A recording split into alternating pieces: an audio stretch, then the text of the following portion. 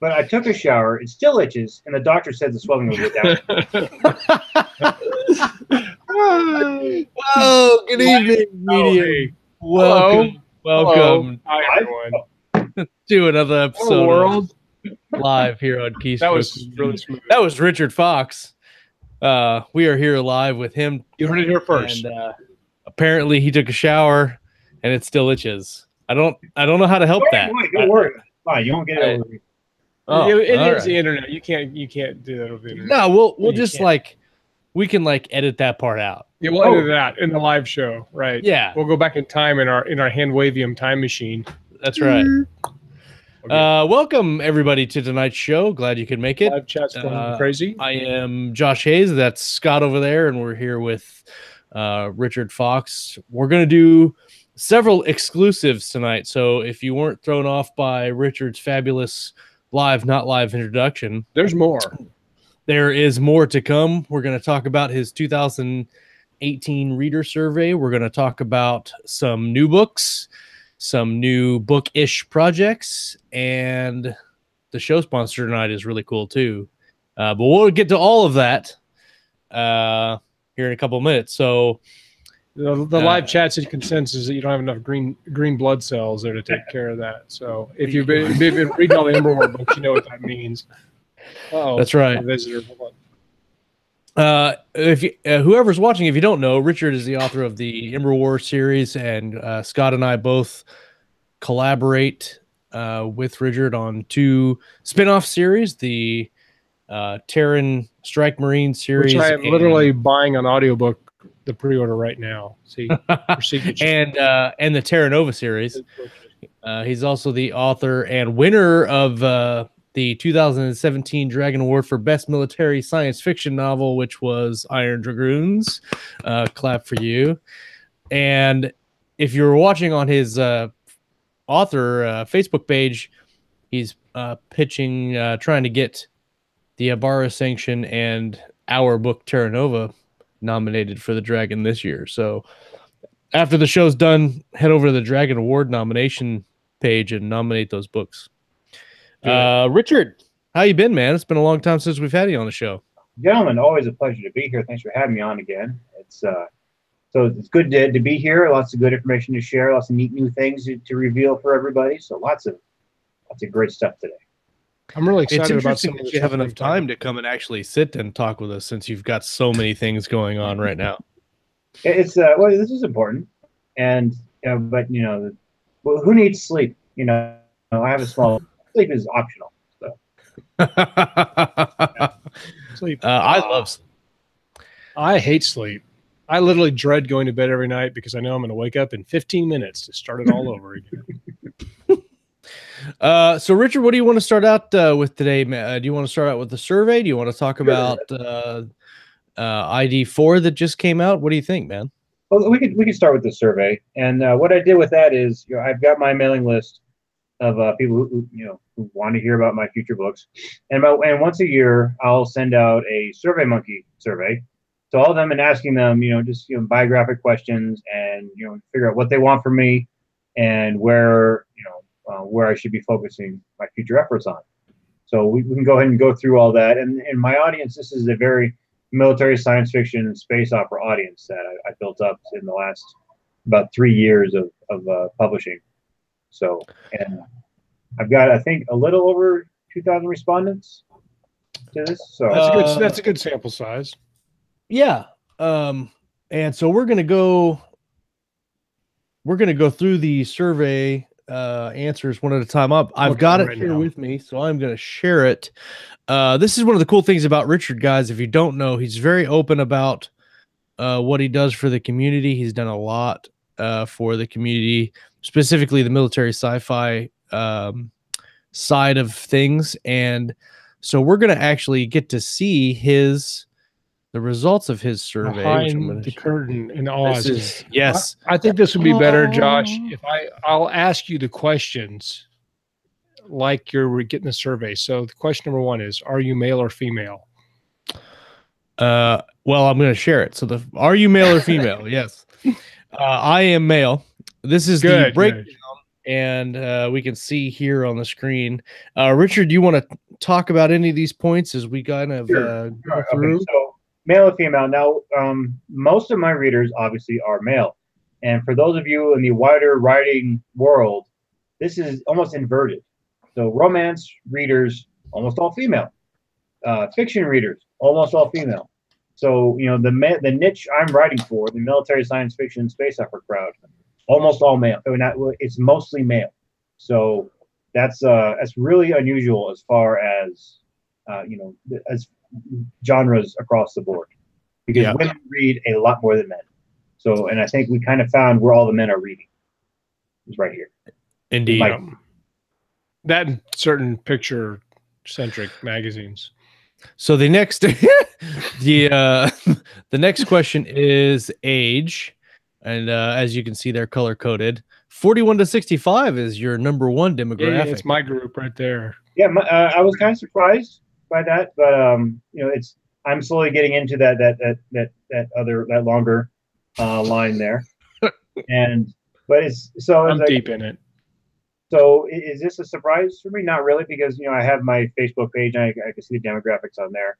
But I see, okay, so this is where most of the age groups for people who are reading this book. Okay, so and who are these? These folks are, this is your pre-video game movies, person, right? Who grew up reading lots and lots of science fiction and who still loves to read lots and lots of science fiction. So it's like, okay, I can see video games when I was a kid. The really hot one was Pong. It was high tech.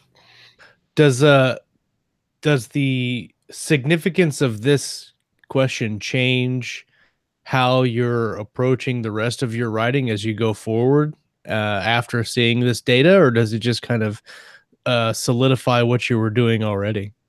Doesn't really change too much, although it does tell me that these people would get a lot more Star Trek jokes than younger readers, right? So and these folks are probably going to get they're going to appreciate the original trilogy of Star Wars movies instead of the prequels or the new abominations. I mean the sequels. Excuse me. the sequels that shall not be named. No, they won't.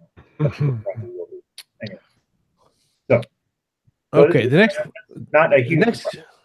Next question is, how many Richard Fox books have you read? And the predominant answer is 10 plus. Which it tells me I'm doing something good, and people who read my stuff. So it's like, okay, good. That's I don't suck. So that I've got that. Well, I was gonna say the interesting thing about these is you go and look at the actual numbers. So the 6 to 10 and then the 10, you're above, you're around the same almost. Like that's almost 400. That's 450-ish. So you've got if you broke that exactly if you broke that exactly in half, most of your readers have read say 6 or more books or whatever. Yeah. But this is also interesting too. You've got 108 people that have only read one of your books, but they've only read one of your books, and then they still were eager enough to take the survey. Yeah. So I think that says a lot about those one readers that they wrote. Like, I'm guessing that these are going to be your new readers, because I don't know that I've read one book of somebody's and then took a survey that they sent out. I don't like to take surveys generally, unless I was intrigued by that author's that one book. So that's very interesting. I'd be interested to know what that one book is. Me too. What is the one book? What's the one book? Claire Vaccaro, if I mispronounce your last name, I'm sorry. She says Terran Armor Corps got me started on her addiction. So, a lot more to come, Claire. A lot more to come. Terran Armor. Everybody loves the armor. Armor's so awesome. Question 4. How did you find out about Richard's books? Overwhelmingly, it's an Amazon recommendation and Autobots. Third is Bookbub. What is the least amount here? One of his stories and anthologies, which is 4%. Friends of family. So looking at this list, Facebook ads pretty low, which is probably pretty interesting for some. Yeah. So for this question, depends. I spend a good chunk of change on advertising, and then I come to find out that people just kind of Amazon's algorithm is what getting people into reading my books. So it tells me that, instead of, for every author, once you get a backlist above a certain size, you can almost stop writing and then just do ads 24/7. And I've spent a lot of time on ads lately. I've done Mark Dawson's Facebook course. I've done Amazon for, Amazon ads, and I've done other things. It's just kind of like, but what works the best is Amazon's algorithm. So Amazon, proving to be, so what this tells me is that I should just spend more time writing new books and pushing them out there and let Amazon sell to people, which seems to be working. So write the best book possible, find your niche, and then keep doing that. Yeah. Yep. Yeah. So it's kind of like, so then I'm looking back at all the money I spent on ads. I'm like, exactly every time. But I mean, that is interesting though, because the way you're doing it is probably not the most common way. As I think if you talk to a lot of people that are out there, they're spending the Amazon money and the Facebook money to get the ads pumped instead of actually writing the next book, which is, I don't know who said that's the best marketing tactic, is writing the next book, but that's it shows right here that is actually true. I don't know where my mouse went. It disappeared. Oh, it was on one of my other screens. Right here, you can see 46% of your readers got your book from a recommendation, not from. And so a recommendation is basically, that's going to be somebody who follows your account maybe, or is it also bought? I thought it was Amazon sends that email like, oh, hey, you like such and such book? Here's 8 more just like it. Right. Due to your browsing history, we think you'd like this. Which if you're a writer, you have really confused browsing history for Amazon because you've been like researching, keywords for AMS ads, and I get some crazy I almost always get recommended my own book. It's like, we think you'd like this book. Yes, I would actually. I wrote it. Yeah, Claire says, Richard, the biggest thing is that you're an approachable author. You communicate plainly. I agree. That's helpful. Yeah. Let's see. Let's go on to the next one. What made you want to read a Richard Fox book? The number one answer is the blurb at 876. So almost 70% of the responses is the blurb, which is really interesting because most people focus on covers. Because I thought the covers would have done it, but that the blurb is what's selling people. It's kind of a surprise. And the blurb, the format I use, I'm blanking on his name right now. I'll remember it. I'll just shout it out at random later on. You're talking about Ryan Cohen? Brian Cohen. Yep. He has an excellent course on writing blurbs, and I follow his format for writing blurbs every single time, and I guess it works. So for everyone who's a writer out there, go look up Brian Cohen, and he's got a free PDF on how he does his spreadsheets, and that's pretty much I follow every single time. So I'm surprised. Do you want to give like a kind of a synopsis on what goes into your blurbs? Like what is the style, or what is the right? Well, for every blurb, I lead off with one sentence. That's that's the hook. That's the interesting thing. The Toth are coming to eat our brains. For book 4 of the Ember War series, this horrible thing is coming. With that big bold question, that big bold statement is what's the question of the book that the book will promise to answer. Is that first line, so people know, okay, there's going to be a schism within the Terra Nova Corps in this book, and it's going to not end well for a lot of people. So, and then you get into what the blurb for me is all about, telling the reader what the question is going to be from the book. So like this is going to be Roland has this problem with who's his loyalty, or the armor is stuck on this planet with no way out, or they have to go rescue the last alien, the last surviving alien of this race on a planet, kind of problem. So that's what the blurb is all for. So the blurb for everyone, all you readers out there or writers out there, the blurb is to get your readers, from the cover, through the blurb and then into the look inside feature. So, and then you can get readers into the look inside feature, and they say, okay, this writer's style is not terrible.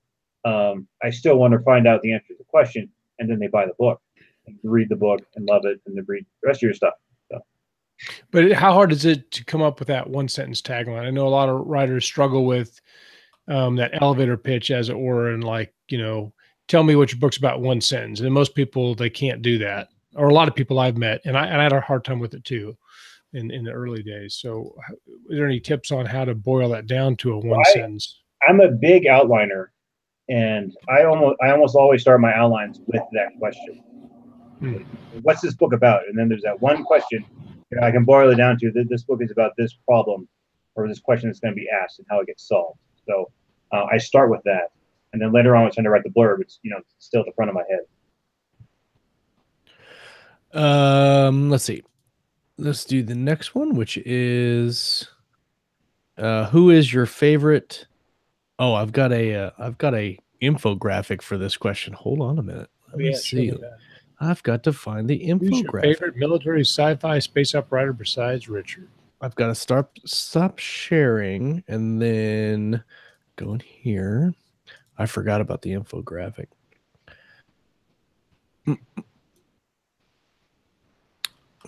Where are you? I was actually kind of surprised by this infographic here. All right, share. I like infographics. I think they're cool. Stop it. No, okay, but the reason why I asked who's also people's favorite author is really to help me with advertising. So like, I know if people really, really like John Scalzi's stuff, and like somehow I'm attracting that guy's readers, it's like, okay, I know who, I know where to be advertising to, and I know where, hey, there are other people who will like my books are over in this guy's camp. So let me go, hey. And and that's really particularly useful with Amazon ads and selecting your audience for Facebook ads. Yep. So you can see here David Drake, Robert Hyland, David Weber, John Ringo, Jay Allen, Evan Curie, Rick Brown. Yeah, Jay Allen was he's on there twice because people can misspell his name. But Jay Allen was the big one of who also people who also like my book. So you're looking through here, it's like, okay, yeah, I know all these names, and I'm not really surprised with anyone. So it's kind of okay, good. And so this was so I know what my camp is. Of course, I could also go to Amazon and look at the 8 also bought authors, my author profile. But this is just another kind of data point saying, hey, these are the people who the other authors that also that I'm close to with my audience. What I think is cool about it is that, and I'm assuming the bigger the name, the more hits you had, the more responses. Right. So what's really neat is that you have a kind of an even mix here of traditional and indie published authors, which is really cool. It's not just like everybody that reads indie reads Richard Fox, but you've got traditional authors in here like John Ringo, David Weber, David Drake, Robert Hyland, and then the indies like Josh Dazelle, Jay Allen, Evan Curry, Craig Allenson. You've got a really cool mix. I think that's really neat. Yeah, well, that kind of tells us that readers don't really care about traditional or indie. They just want good stories. I think if you walked up to a random person on the street that read off Amazon, you said, okay, is this book you're reading by a traditional published author or indie? They wouldn't be able to tell you. Because I've had that conversation with people at work, and they're like, what are you even talking about? Yeah. Because most people don't look down at that data at the bottom and go, well, who published this book? It matters to me before I buy it. Maybe some people do. I could be wrong. Let's see. So we'll go. The next question here is price points. What is a Richard Fox book worth to you? So we'll see here that we have $3.99 is the $3.99 to $2.99 are the kind of leaders here. Yeah, and then Kindle is that last one that says I only read on Kindle Unlimited. Right, 300 and that's the 300 people. That's a genre. But when you talk about pages, so let's talk about that a little bit. So the majority of your readers are Kindle Unlimited readers, and then it goes down to $3.99, which are pretty equal here. So, the Kindle Unlimited, for everybody that doesn't know, Kindle Unlimited, you pay $9.99. Is it still $9.99? I hope so, because I have it on auto payment. It's either $9.99 or $14.99. I don't remember now, but you pay a subscription and then you can read everything that is in Kindle Unlimited for free, and then the author gets paid per page, and that amount is different every month. It's different. So is this what you thought it was going to look like when you ran the numbers? I did not think that the people who say I will only read on Kindle Unlimited would be so high. Mm. So, and I know that I look at my monthly statements. I know that about half of my income from Amazon is from Kindle Unlimited. So, but what this tells me is, like, if I decide to go wide, I'm going to lose 25% of my reader base, just like that. These people who are only going to go off KU. So, like, okay, I guess Barnes and Noble is a no for quite a while. I guess what about audiobooks? Does your survey cover that? Because I know I'm a huge fan. There's a question later on about where they get the information from, or where they read my book from. Let's go on to question 8. Or I think it's right here. How do you get your Richard Fox books? I'm not drinking tonight. So overwhelmingly, 1,179 people said ebooks, 7 said print, and then only 95 said audiobook, which really surprises me because that's how I read all of your books originally, was audio. Some I read both because I had the what's that called when you can read them flip back and forth? Whispersync. Whispersync, yes. Yeah. That was fun. And I don't know, was this one of those questions where you could either answer either or was it just just the one? It was just the one. You had to pick one. Pick one. Make a choice. Yeah. So how does this affect anything that you do, or is it pretty much what you thought it was? I mean, I know it matches with what I because my paperback book sales are pretty minuscule compared to the ebooks. So I wasn't expecting for like a lot of people to say they only want to read it in print. And then I understand there's lots of people who only have time and availability for audiobooks. So, and I know there's a lot of people who really appreciate when the audiobooks come out. And so did this change anything? Not so much, but it knows that, at least on my Facebook, on my mailing list, that percentage of people are really going to be interested in an audiobook now. So, right. There is a new one coming out soon. We'll get to that very soon. We should talk about that at some point during the podcast. When we get done with this, we should talk about maybe something that's coming out soon. An audiobook. Something that's just in my pre-order library that I bought at the beginning of the show. Because all right, next question. Let's see. This is a fun question right here. Who is your favorite Richard Fox character? 1,300 people answered. Elias and Lieutenant Hale are almost neck and neck for 1 and 2.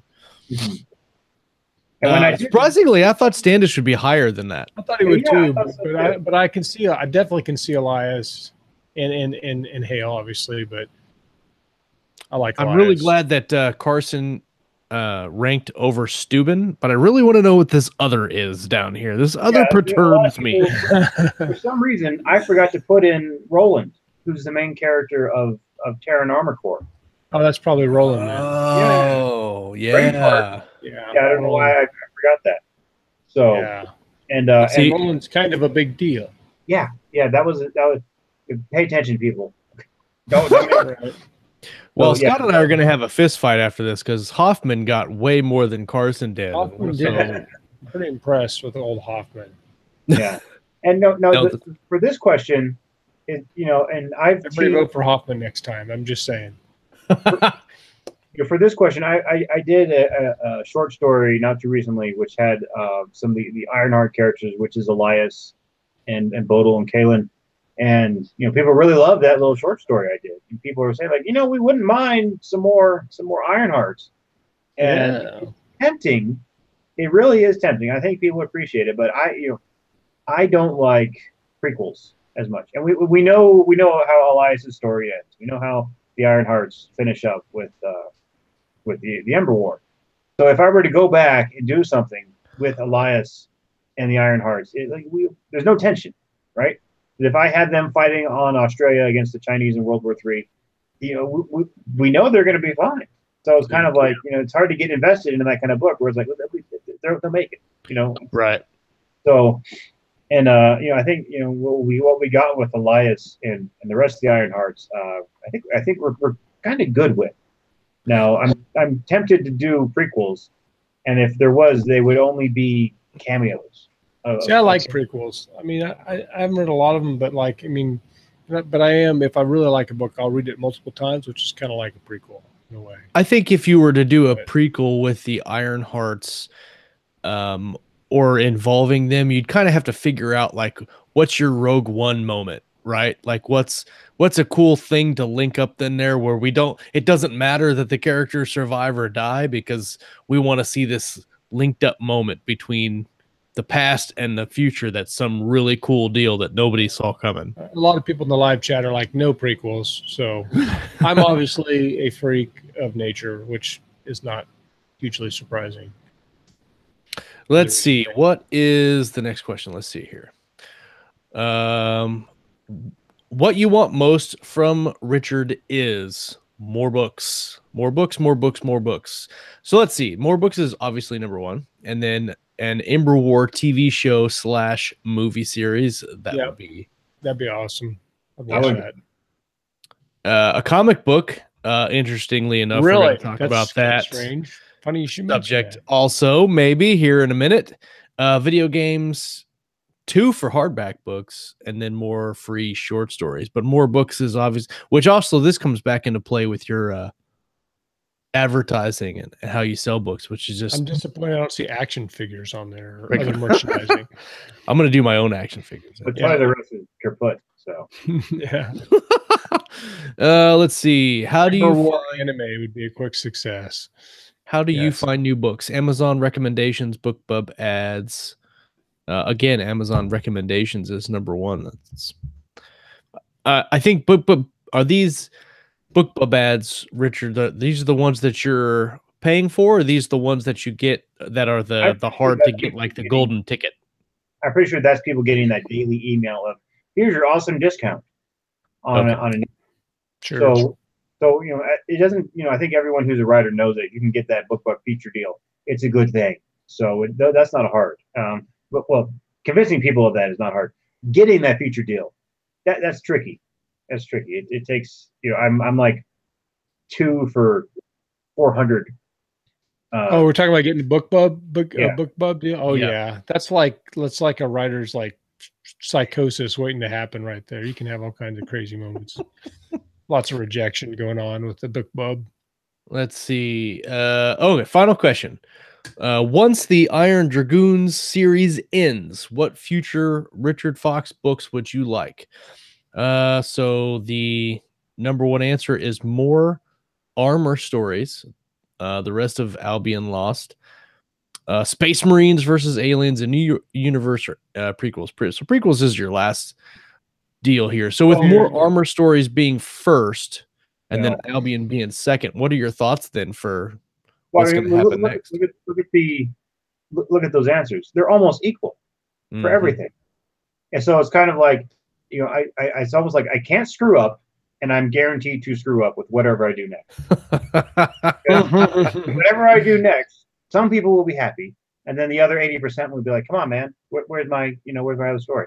So, I got to write faster or clone myself. So, speaking of writing faster, cloning yourself, we do have a question in the live chat about outlining stories and novels. Is that something we can cover in this episode, or are we full? We could probably talk about it a little briefly. Just whenever it fits in. I just thought I'd throw it out there before I forget. Do you have, before we leave this question here and end up the survey, do you have any particular thing in mind? I mean, I know that you have Albion Lost in the wings, ready to finish, but do you have anything else in mind that you're pondering I have a 3-book series that is that I'm going to do. I'm going to finish the Armor Corps. I'm going to write Albion Lost books 3 and 4, and then I'm going to do this 3-book series, and it's only 3 books, and that is, I think, 1980s V meets Avatar, but the humans are the invading alien lizard people, and it makes more sense in my head, but when you're so that'll be out towards the beginning of next year. So, and then I would come back to maybe some more Ember War universe stuff. Let's see here. So I'm going to move some of these things around so I can get them quickly. Before we go into the next portion of the show, which we can touch on some outlining while we get into this next part We here. also But apparently need to cover whether or not the infantry is supreme over all branches of the army, because JR wants to know. No, Oh. armor. Sorry, JR. Okay, just someone tell JR that artillery is the king of battle. Okay, the king of battle. True. So sorry, Or you JR. just call in an airstrike and the Air Force will take care of it like they always do. Well, the Space Force can come in. Oh, Space Force. So this week's show sponsor is a book that you may have heard of by two authors you may have heard of. And that is the Terra Nova Publishers Pack by Podium Publishing. It is the audiobook of Terra Nova and Bloodlines, the first two books in the Terra Nova Chronicles. It's read by the one and only Luke Daniels, and I have listened to the sample or the preview audio, and holy crap, you guys. I mean, I like the book. Anyway, I like the book, obviously, but Luke Daniels reading it is, I mean, I've got it on pre-order. I bought it on pre-order, and it's my book, and I'm going to listen to it starting tomorrow. So if you don't know anything about Terra Nova, I'll read the blurb, speaking of, and then you can go pick it up, because I need you to. I want you to. It's the right thing to do. It's the right thing to do. So Terra Nova is a follow-on or a spin-off to the Ember War series that Richard wrote. There's a episode, I'll have to find the link to it, but there's an episode where there's several episodes where we're talking about our collaboration about Terra Nova. And here is the blurb. Terra Nova. The promised world is humanity's new home, safe from the threats of a dangerous galaxy where veterans of a long war could live in peace. The promise was a lie. Chief Katherine Kit Carson of the elite Pathfinder Corps joins the mission at the last minute, hoping to put a spotty past behind her and build a new life on a brave new world. The expedition arrives on Terra Nova, expecting to join the first wave of colonists. Instead, they find abandoned cities and are soon faced with a new, terrifying enemy humanity has never encountered before. For the colony to survive, Carson must unravel the mystery of her new home and learn the fate of the first mission to settle the planet. I'm not going to read the blurb for book 2, but go and buy it just because I did a phenomenal job reading the blurb for book 1. It releases tomorrow, so if you pre-order it right now, you'll have it on your phone tomorrow morning, and you can start listening to it. And then give us a review and a rating. If I worked tomorrow, I would call in sick and just listen to the whole book. Sorry, I'm not feeling that. I can't make it. I can't make it. So speaking about that, we can maybe touch about some outlining and a little bit of how we worked on the series. So right now we're working on book 3, which is called Redemption Shadow, and I may or may not have a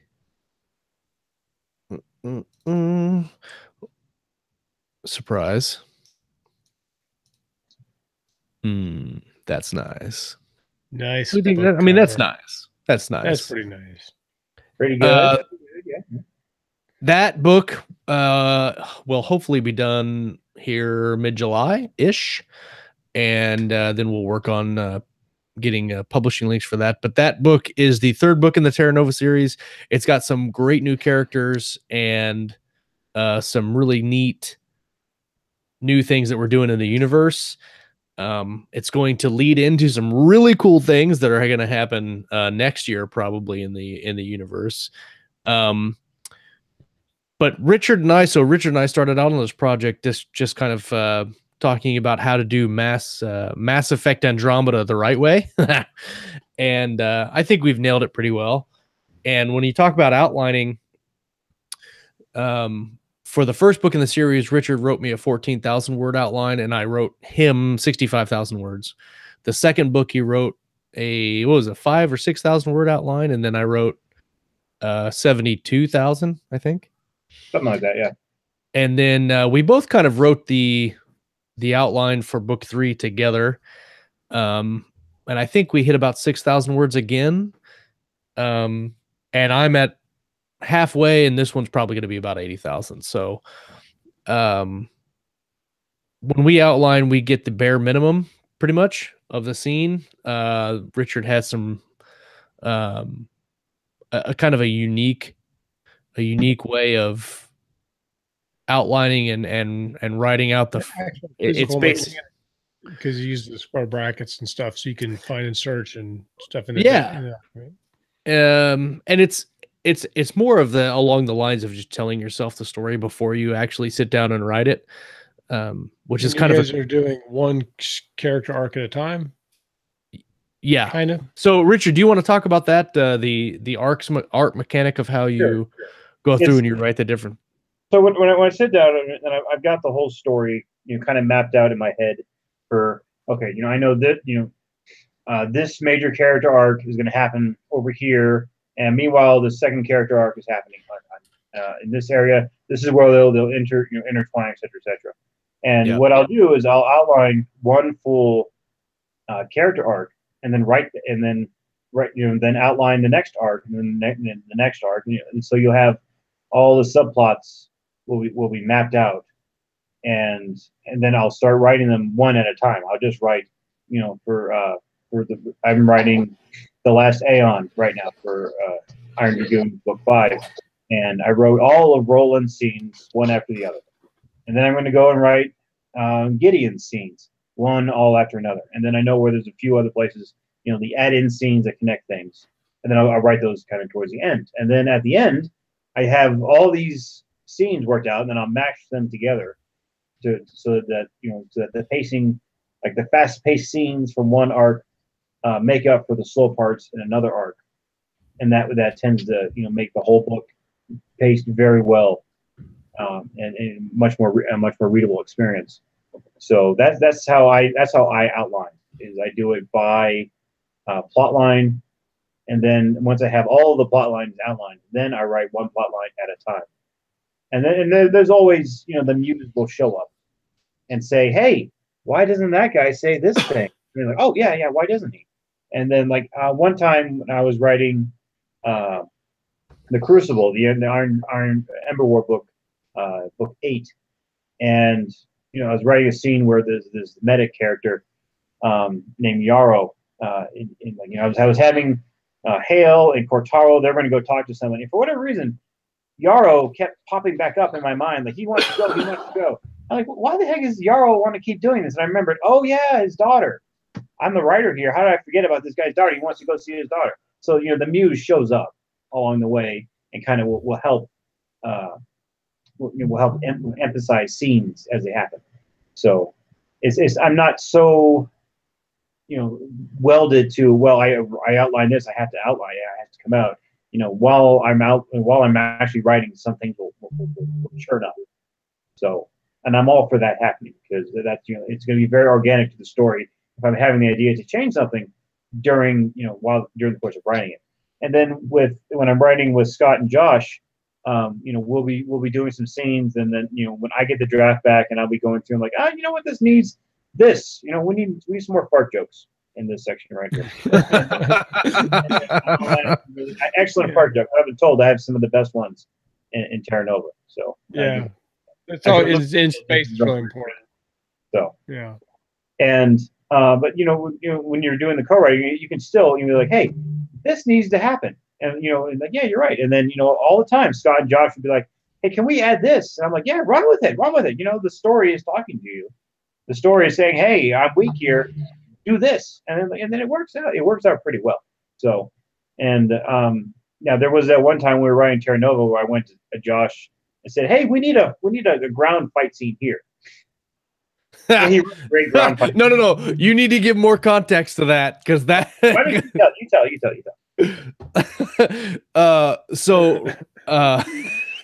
Yes, we get done with the whole drafting of the novel, and we are, what were we, like a week and a half?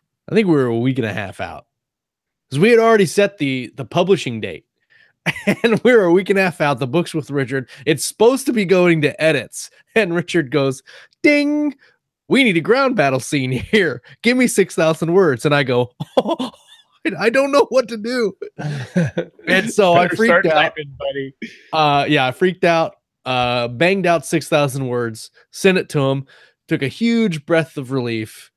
And then the next day he was like, nah, we don't need that scene anyway. It's good. Well, I'll cut it down to. We still had that scene. It was just I was looking at him like, I want it this way, and it was kind of like I feel bad about that. It should have been done better. But we were still close to moving. Yeah. So these are the things you learn during the course of a collaboration of like how to do these things. So lesson learned.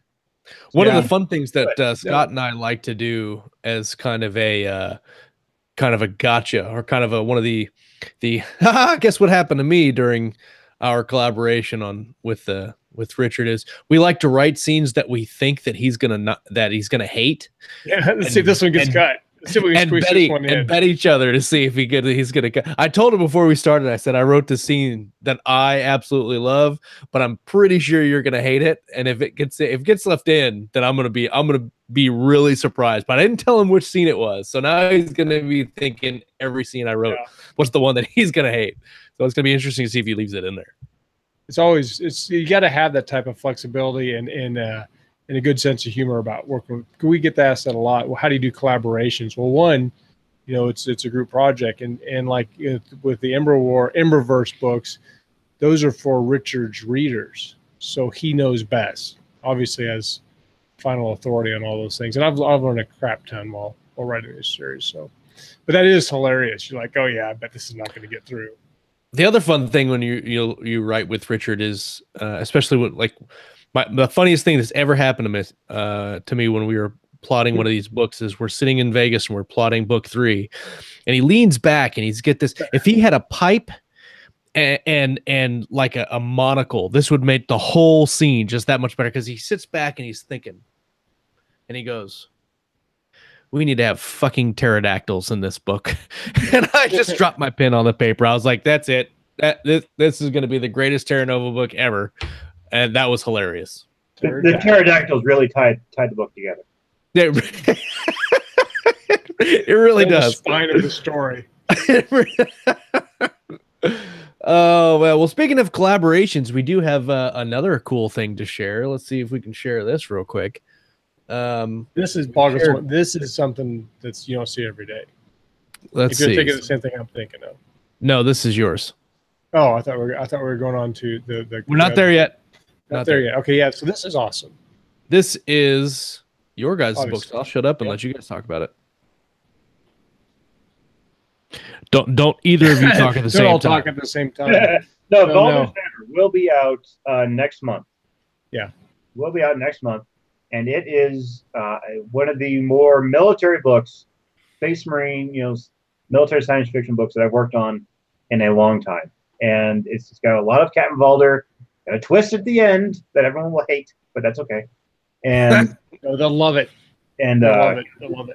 And this is, a military, long, drawn-out battle book on par with the Siege of Earth that from the Ember War. So, and it's it's a different kind of space battle. I don't think I've ever done anything quite like it. With how long it's going to go and just the scope of what's happening. But it's quite good. And then how it will tie into the Terra Corps books in a certain way that I think a lot of people will like. So, and and there's a lot of what happens in the Terra Corps affects the Terran Strike Marines, and back and forth and back and forth. And some people, like the character from the Terran Strike Marines, Adams, she's in the Dotari Salvation. Right. She's not in Rage of Winter, and people are kind of like, where is she? And then you get to a House Divided, and you find out, like, oh, that makes perfect sense now. Yeah. Where this character's gone. So, and then for Baldur's Hammer, we're going to get more of that. You're going to see cameos from the Terran Corps showing up in Baldur's Hammer, and then people from Baldur's Hammer are going to be showing back up in Yeah, no, it's one of my, well, like I said, every time I write a book, but that's some of my favorite scenes I've written for a long time are in this one. I'm really loving it. And Adams, by the way, was one of my favorite characters. So it cut a little piece of my soul out when she wasn't in Rage of Winter. It's like, oh, Adams. Anyway, so I'm glad to see she's doing well. If you're listening on the audio feed, or you're watching on the video, and you're not paying attention to the live chat, Claire asked about the Dotari Salvation audio, and that is coming September of this year. Yep, and then Daedalus had a question about how much will Valdar actually be in this book, or is it going to be just a couple of scenes again? He's in the book quite a bit, and he's in this book quite a lot. So more than Rage and Winter significantly, I believe. Yeah. Yeah, it's and then we won't talk about the end. So, but yeah, he's got a lot to do. He's a very important, crucial part of this book. Let's put it that way. So, I'm excited about the audiobook. I think everybody that listens to the show knows that we do most of our reading through audio, and I started the Dotari Salvation. I have to say that, guys, that I really, really enjoyed it. I think I'm about 30% through the ebook, and I absolutely love it. Opal is one of my favorite characters, I think. Opal. And good old Opie. And so I'm really excited to hear Richard read it. That's going to be another Luke Daniels. Anything else you guys want to add about your series, or anything interesting that happened along the way through the course of the 3 books that you guys didn't see coming when you first started writing? It's with the trick with the books I'm writing with Scott is that they're happening almost simultaneous with events that are happening in the Terra Nova Corps. Mm-hmm. So, and just having the books come out in at just the right time so people know about these things. You know, it's like if people read the Dotari Salvation and they know about Adams, and then they get to the House Divided and like, oh, there's Adams. You know, and then she'll talk about, you know, some crazy thing she did on a Dotari ship, and people who've read that book are like, oh yeah, now I know exactly what she's talking about. Easter eggs galore. Yeah. So it's little kind of Easter eggs there. So and the trick is just having them all come out in such an order that it works. And I know eventually I'm going to have to do like a suggested reading order of all Ember War books, and it's going to be like this cross-stitch nightmare. And I'm wondering why I did this to myself. But that's why I'm glad you're doing all the heavy lifting. I mean, for the people who are reading the books right as they come out, it's very rewarding. Because you're like, oh, I read that book, and now I get that reference. And then you go to what seems like a different series. It's still all in the same universe. And like, oh, okay, yeah, that harkens back to this, and that really adds to this story. And like, if you read the Dotari Salvation, you know how, this disease was cured within the Dotari. And then if you're reading the Terran Armor Corps books, there's a Dotari character who, you know, she's taken off birth control basically because the race is dying. And then this giant plague they got going on the homeworld. Right, and then she has some interesting life events happen, and then you can imagine she's kind of like, why, you know, why didn't you tell me this 2 weeks earlier, sort of thing. So that character's having lots of fun in book 5. I can tell you that much right now. It's a blast. You know, you don't often get to read a series that you like and then get to write in that series too. So, no, it's freaking amazing. And Luke Daniels, would you just talk about that some more? Because he's gonna do our publisher pack also. Guy. If you are interested in Luke Daniels, well, first you can go check out his audiobooks, but second, we did an interview with Luke, I think back in, was it season 1 or season 2 that we did that show? And he did Steuben doing Shakespeare. No. Yes, but he had a conversation between Steuben and Elmo, which was hilarious. That was a winner. That was definitely a winner. If you're interested in anything Luke Daniels related, go check out that show. I'll have to find a link for it somewhere. But talking about the Ember War, there's some brand new things that are coming. A lot of people have ebooks, paperbacks. A lot of people have audiobooks. Not a lot of people have the next thing. Right? Let me Hold on, wait for it. I'm gonna do both at the same time, so hold on a second here. Here we go. Okay. Did you like see how I did that? Okay, here is the first one. Comic book. Comic book is and So legit. the second one. That is so legit. So if you didn't know, Richard is collaborating. Haha. There seems to be a trend, I think, here. Is collaborating with John Delarose and Jethro Morales, Emmanuel Ortiz Torres, and James Reed to do the Ember War graphic novel, if you will. Richard, talk about this for a minute, man. How did this come about? Because I'm really excited for this. Yeah, well, so John Delarose, he knows a lot about the comic book industry, and comic book was always one of those things I would love to do, but I did not have the knowledge base to go in there, and I thought to myself, okay, I could spin my wheels for hundreds and hundreds of hours to get a comic book made, and then not write books. So I'm like, let me concentrate on writing books. And then John Delarose came along and said, hey, I'm working with these great people who already have a track record with comic books. Let's make the Ember War. I'm like, okay, that was hard. And, so I helped, so John Delarose, he's got my books. He sends me the scripts. I say, this, that, the other thing. And then it goes back and then it gets translated into a graphic novel by an artist and colored and all this amazing stuff. So, and I was just talking with John Delarose today because, what I want to have happen is for all 9 books of the Ember War to come out as comics, with one issue every single month. And the thing about that is it takes a lot of time.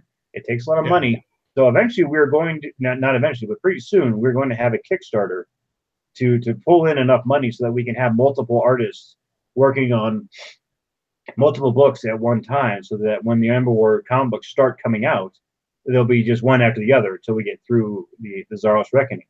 So there'll be much more on that in the future. But so, I mean, I'm looking at this and it's like, and I see Stacey Ybarra here on the right, and my heart breaks a little bit because of what happened. Poor Stacey.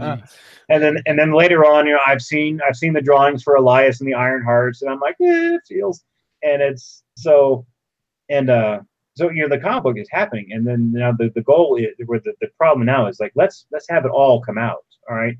Because the way it's working right now is that we would have, book 1 would come out, and there would be a gap of a couple months while we have another author or another artist do all the drawing and the lettering and the blah blah blah and all that, the freaking tracing for everything.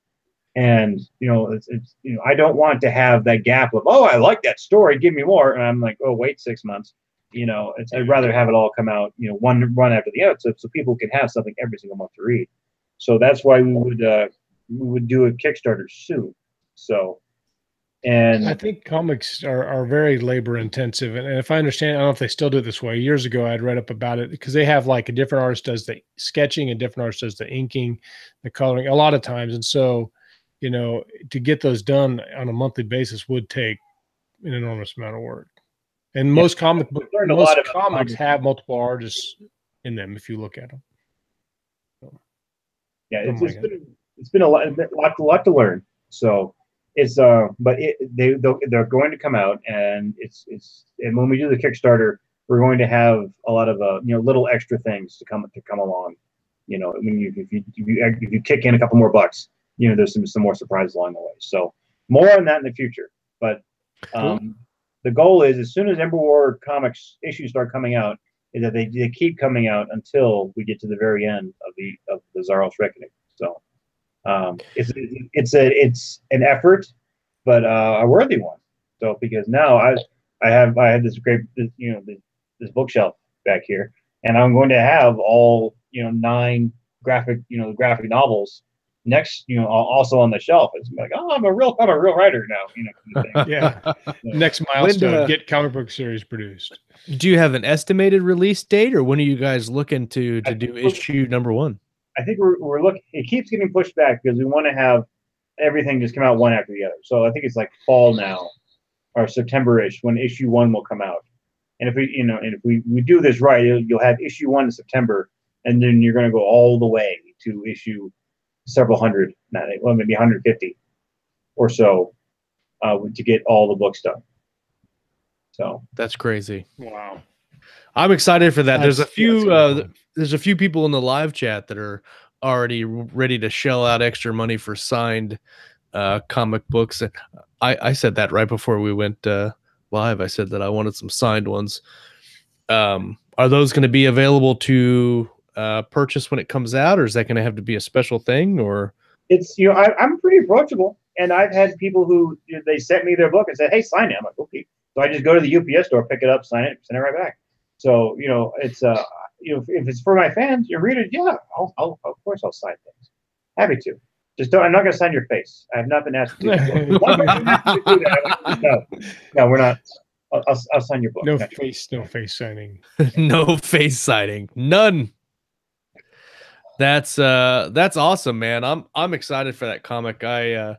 It reminds me. So I'm not a huge. I didn't grow up reading comics. I should say that the right way. But I read a lot of Star Trek: The Next Generation had a comic book series for a while, and I read that pretty religiously. And this artwork reminds me a lot of that.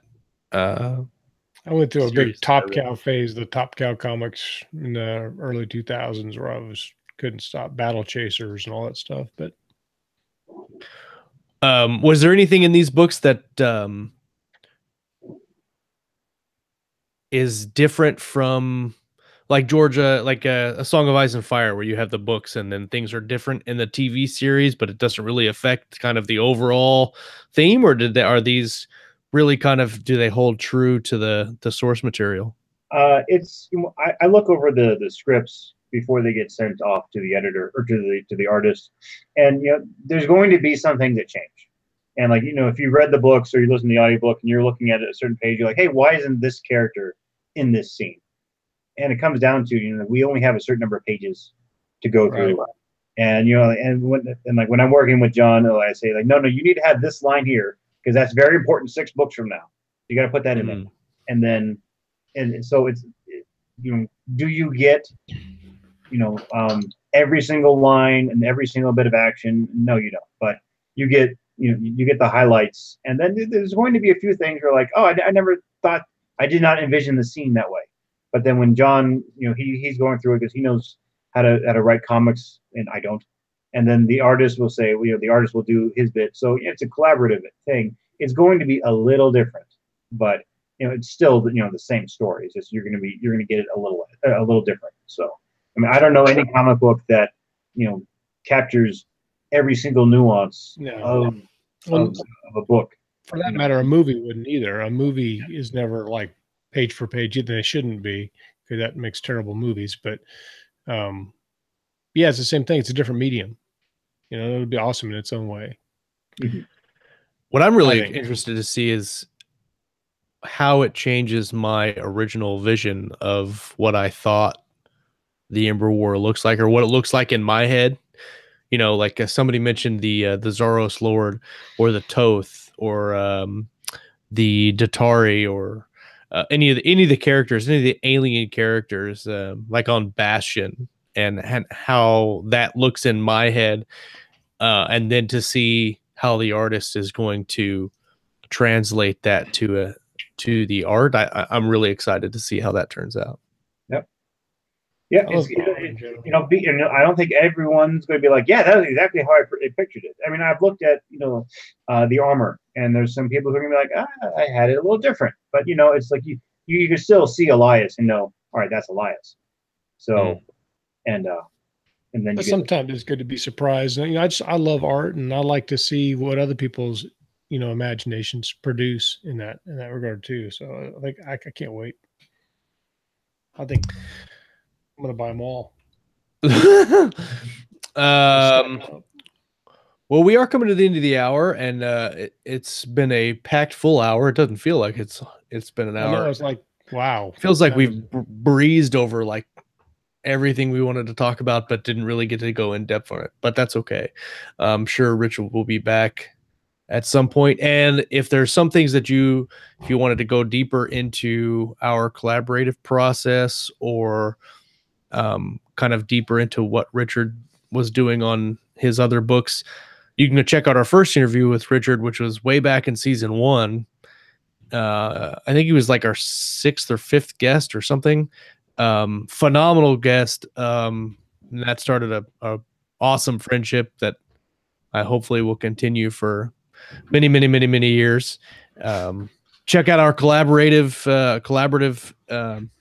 shows where we talk about how we actually got down into the writing and go a little deeper into the plot threads and different things. And those are some good shows. So, Richard, thanks for coming on, man. It was great. Always a pleasure, John. Always a pleasure. So. And you have the 5th book in the Iron Dragoon series coming out soon, yes? That'll be out next month.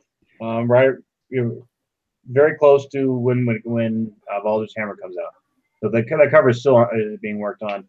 And if you're on my Facebook page, you can go to Facebook and type in Richard Fox author. You can sign right up, and then you'll see that cover as soon as it's ready.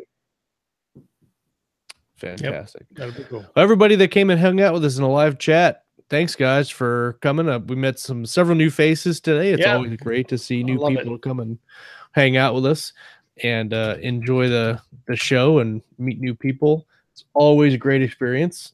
Sometimes we learn things, sometimes we don't, but we always have a good time when we do it. Next Monday, Mark Allen Adelheit will be here talking about his Steiger's Tigers series. That's going to be a great show. If you're interested in alternate history / fantasy military books, Mark Allen, a great show. I mean, he was a very good writer and a fun first-time guest. So come back and hang out with us next week. Got some really super guests lined up for the rest of the year, or for the next several months anyway. So don't miss any one of them. Come and hang out with us. Check us out on Facebook, Keystroke Medium, and our website has all the old episodes. And thanks to Kayleen, all the audio episodes are going up. Kayleen's rocking it. Lauren's iTunes, rocking it. like just slapping them out. Bam.